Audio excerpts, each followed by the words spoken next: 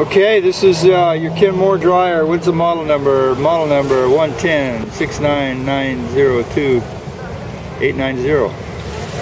And so it's got this lint filter sort of built into the system here. And so this one has the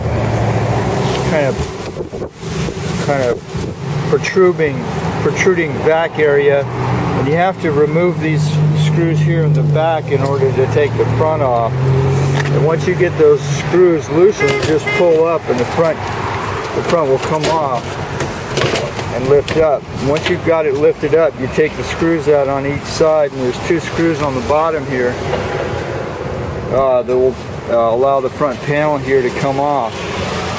So this one here is pretty linty. I just wanted to show you folks what could happen if you don't have good vent flow, or your vent is backing up in your room. So you know, that stuff is like pretty thick stuff, like really hazardous. Look how thick that is.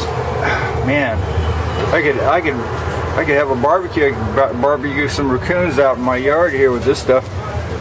Anyway, yeah, that motor, that's what happens when the lint piles up, backs up in the system. The motor will get choked out. In this case, the motor got choked out. And yeah, that roller, it's still usable. It's a little stiff, but it's usable. I'll probably lube it up with a couple of drops of Tri-Flow and get it going. And these rollers here, not too bad, not too bad. That one's good. So this is your thermal fuse. This usually blows when you don't have a good vent, and so, or if your primary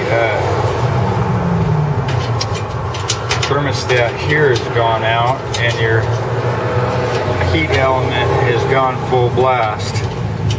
So yeah, if you don't have heat, you want to check this, and then normally it's required that you change both this, the thermal cutout, and the high limit thermostat.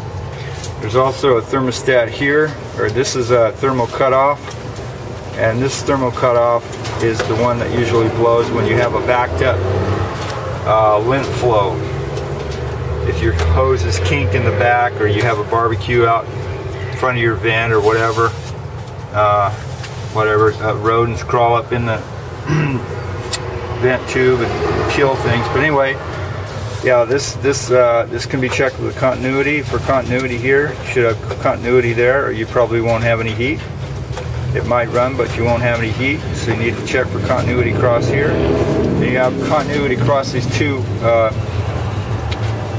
big red wires as well. And so to check the heating element, you want to make sure you have continuity here, and you can check it to ground too, just to make sure that you don't have any continuity between the terminals and ground. If you're blowing fuses, then that might be a problem. I haven't seen that for quite a while though, but it could happen. But as long as you have continuity here, you have a good heating element. And you check your continuity across here. You should have continuity across there, and you have a good thermostat, theoretically, if this one here is not burnt out. And if that's burnt out, you want to replace both. And so, and this one has rollers here on the inside of this panel. So you want to check the rollers here on the inside panel. Make sure they're rolling pretty good. Yep. And there's actually a green wire that holds the front panel on. You want to make sure you have that green wire off, as well as wires on the door switch. You want to make sure those are off. And there's one wire that usually catches me by surprise. Actually, this is a yellow wire. This yellow wire hooks to the front panel. You want to make sure you have that off before you try and juggle it off. So that's your Kenmore tip for today.